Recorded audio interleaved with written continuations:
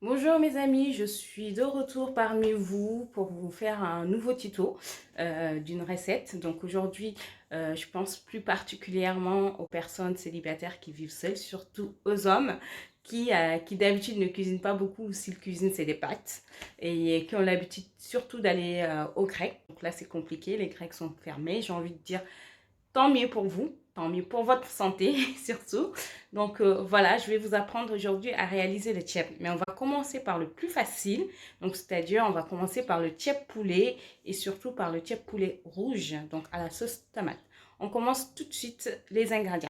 Pour notre plat aujourd'hui, on a besoin de poulet. Donc moi, j'utilise un demi-poulet. C'est largement suffisant pour moi. Donc poulet, donc on a besoin de persil. Donc de légumes. Donc vous pouvez choisir plusieurs légumes. Moi aujourd'hui, j'ai choisi carottes, choux, des poivrons, de l'aubergine, des oignons, du citron et puis du piment. Donc voilà, on aura besoin aussi d'épices telles que du l'ail. Donc comme je vous le disais, moi j'utilise le l'ail en grains, parce que c'est plus facile et plus rapide. Du paprika, donc du poivre, donc de tomates concentrées, donc environ 2 cuillères à soupe, de bonnes cuillères, environ 20 centilitres d'huile. Donc du riz, vous pouvez utiliser les brisures de riz ou le riz long parfumé. Moi j'utilise le riz long parfumé. Donc vous aurez besoin aussi de gingembre, donc 3 petits piments et enfin du sel.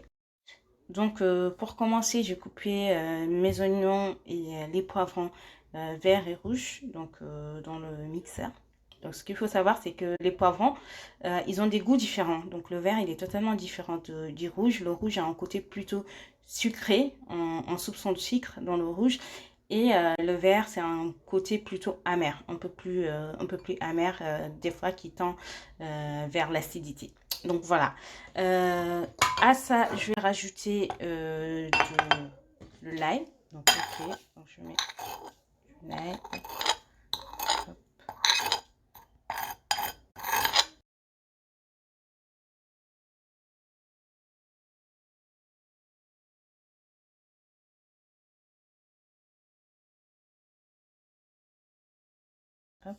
Donc je rajoute le poivre.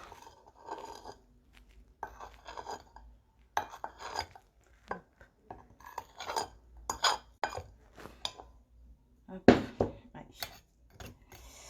Et je vais venir rajouter du sel. J'ai mixé tout ça. Je vais venir diviser ça en deux.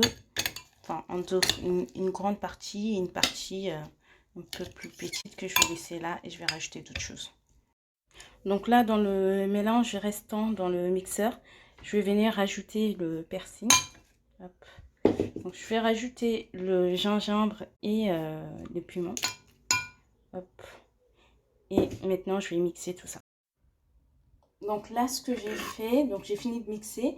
Donc là, j'ai lavé mon poulet, j'ai enlevé la peau. Parce que de un, j'aime pas. De deux, ce qu'il faut savoir, c'est que la peau est la partie la plus grasse du poulet.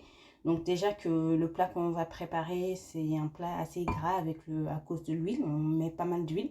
Donc déjà, pour moi, c'est largement suffisant. Il ne faut pas en rajouter le gras du poulet. Donc là, ce que je vais faire, c'est que je vais venir farcir le poulet. Donc je vais faire un trou dans la chair du poulet. Nous, on appelle ça rof. Donc je mets le trou et là, je vais venir rajouter le mélange que j'avais mixé avec le persil, le gingembre et le piment. Donc je le mets à l'intérieur. Hop. Faut bien que ça entre.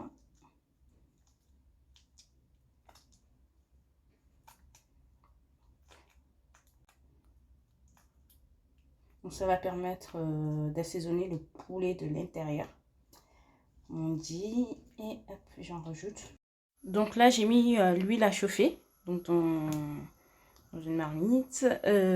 Après, on n'a pas besoin d'attendre à ce que ça chauffe trop. C'est l'erreur qu'on fait. Nous, souvent, on attend que ça chauffe trop. Moi, je trouve là, c'est largement suffisant. C'est assez chaud. Et puis voilà. On va frire, je m'éloigne un peu. On va frire le poulet. Donc là, que le poulet a pris des couleurs. Donc, je vais le sortir. Hop. Je sors le poulet. ça n'a pas besoin que ça soit trop frit. Le but, c'est vraiment que ça prenne juste des couleurs. Voilà, donc là, je vais enlever le résidu. Tous les poulets ont laissé dans l'huile. Et directement, je vais venir mettre les tomates concentrées que j'ai diluées dans un peu d'eau pour que ça soit moins consistant. Et là, je vais les mettre directement. Donc là que mes tomates, elles commencent à cuire. Donc vous le verrez à la couleur qui va devenir plus prononcée. Mais aussi à la consistance, ça va plus être une pâte mélangée, mais ça va se séparer. Du coup, là, je vais venir, remettre mes poulets à l'intérieur. Je vais faire comme ça. Mes deux poulets pour que les tomates s'incorporent bien dans le poulet. Je vais attendre environ, même pas 2 minutes, en 1 minute et quelques 2 minutes. Et vous allez voir. Là, je vais venir mettre de l'eau. J'ai utilisé le récipient où j'avais les tomates. Là.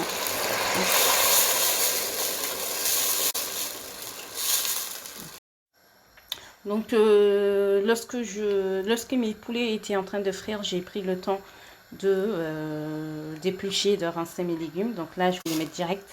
Franchement, la théorie qui dit qu'il faut attendre que ça commence à porter à ébullition avant de mettre les légumes, c'est ça de côté. Franchement, c'est du... Moi, je dis, c'est juste qu'on avait assez de temps à gaspiller pour attendre ça. Vous pouvez directement mettre les légumes.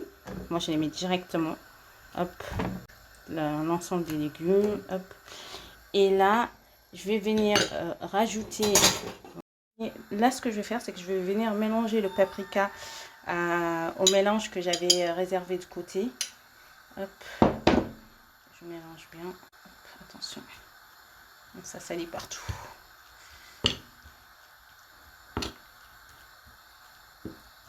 Ça salit de partout.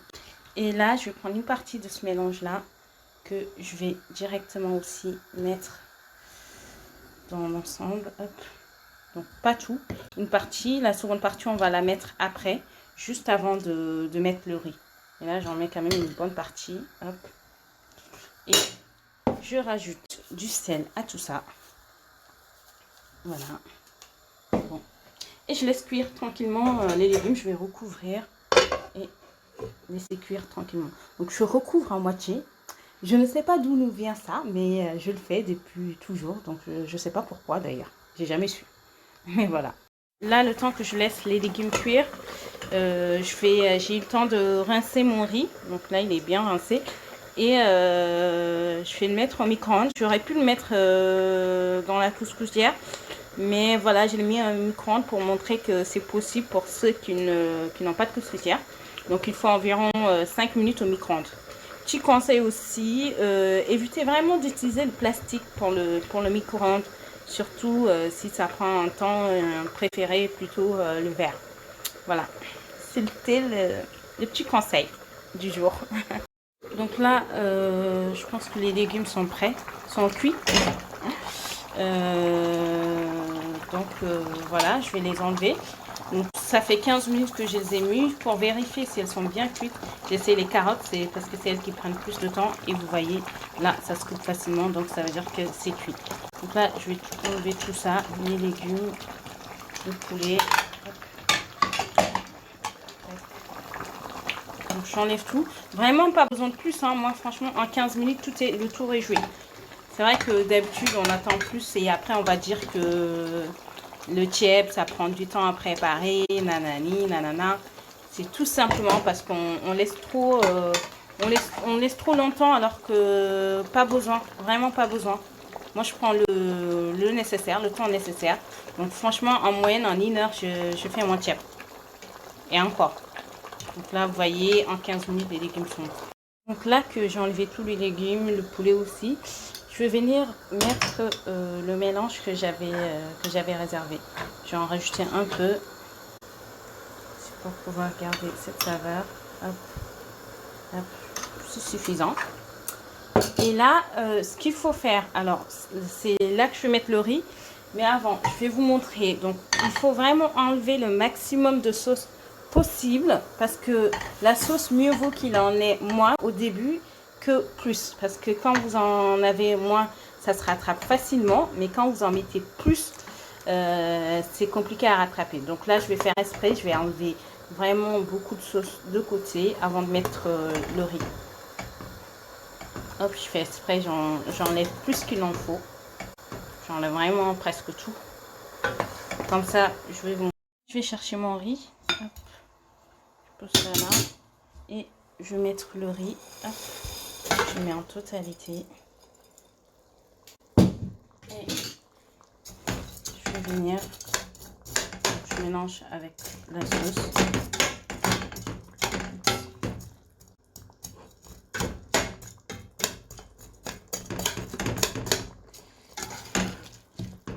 Donc là, vous voyez, il y a très peu de sauce.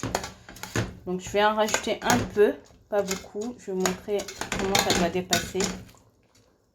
Donc là, il n'y en a pas assez. Donc à chaque fois, il vaut mieux faire ça. Et s'il n'y en a pas assez, vous prenez la sauce, vous la rajoutez. Vous pouvez la rajouter maintenant si vous en rendez compte. Moi, c'est parce que j'ai à peu près une idée. Sinon, vous attendez. Quand vous voyez que la cuisson, il manque de cuisson parce qu'il manque de sauce, vous pouvez rattraper. Donc voilà, là, il y a largement suffisamment de... Donc là, j'ai assez de sauce. Donc là, je vais remettre le couvercle. Je vais diminuer le gaz. Je vais mettre à feu doux et je vais laisser cuire environ 20 minutes. Donc au bout de 10 minutes, je vais venir, comment on dit, mélanger. Mélanger le riz. Mais en tout cas, remettre ce qui était en bas en haut et ce qui était en haut en bas. Vous avez compris. Voilà. Donc là, je vais venir remuer. Oups, il y a la vapeur. Voilà, c'est pas encore cuit.